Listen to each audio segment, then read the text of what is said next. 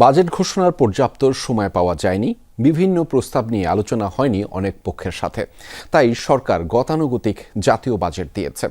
এমন পর্যবেক্ষণ centre for policy dialogue সিপিডির। গবেষকরা বলছেন প্রস্তাবিত আর্থিক কাঠামো টেকসই হবে না। এ সময় সরকার কুম্ভকর্ণের মতো ঘুমাচ্ছে বলেও মন্তব্য করেছেন সাবেক তত্ত্বাবধায়ক সরকারের উপদেষ্টা হোসেন জিল্লুর রহমান। শ্রীলঙ্কা আবারও রপ্তানিতে শীর্ষে। অর্থ সংকটের মাঝেই নতুন অর্থবছরের বাজেট চূড়ান্ত করল বাংলাদেশ। আবারও রাজস্ব আদায়ের বিশাল দায়িত্ব এনবিআর এর কাঁধে।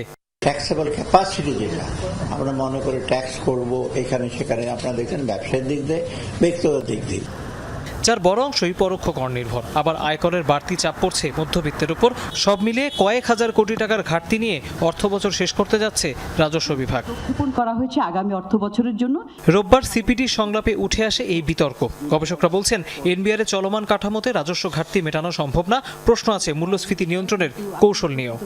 অর্থ নাই, কারণ রাজস্ব আহরণের দুর্বলতা রয়েছে। তারপরে আমাদের যে সামগ্রিকভাবে বিদ্যুৎ এবং জ্বালানি খাতে সেটার যে চাহিদা সেটাও পূরণ করা যাচ্ছে না। ব্যক্তি খাতের বিনিয়োগ সেখানে একেবারে স্থবির অবস্থা রয়েছে।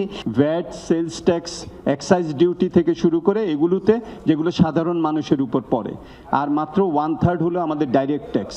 কিন্তু বাজেটের যে দর্শন, যে কারণে এই বাজেট প্রণয়ন করা শুরু হয়েছিল কয়েক শতক আগে, সেটা মূল দর্শন হলো পুনর্বন্টন। আর্থিক খাতে কেলেঙ্কারির হোতাদের গ্রেপ্তার বা শাস্তি না হওয়ার সমালোচনা করেন বিটিএমএ সভাপতি। বলেন কঠোর হতে পারছে না কেন্দ্রীয় ব্যাংক। সেগ্রিগেট করেন, লুটিং এর টাকা আলাদা করেন, আর এটার জন্য দায়ীকে তাদের চিহ্নিত করেন, দৃষ্টান্তমূলক পানিশমেন্ট মেজার আনেন। তাইলে গোয়িং ফরওয়ার্ড আগামী দিনে ভয় পাবে মানুষ। আপনার কই একটা ব্যাংকের কর্মকর্তা তো এখন পর্যন্ত জেল হয়নি, একটা গ্রাহকেরও জেল হয় নাই।